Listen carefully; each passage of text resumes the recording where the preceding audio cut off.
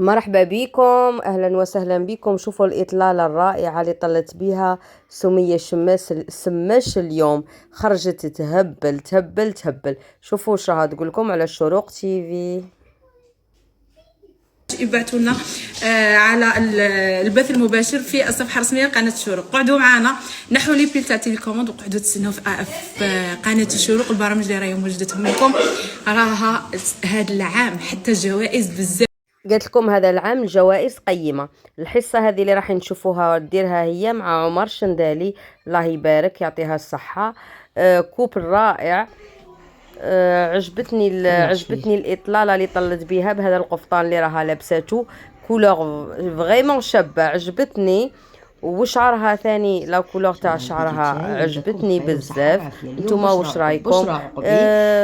قفطان تري سامبل، لي كولور تاعو كالم، الماكياج تاعها جاي كالم زعما تاع صيام بصح نورمالمون ماشي هكذا. المهم عجبتني سمية، إطلالة رائعة، ضحكة وابتسامة. المهم هذا هو البرنامج تاعها على الشروق تيفي. قالت لك راه على 12.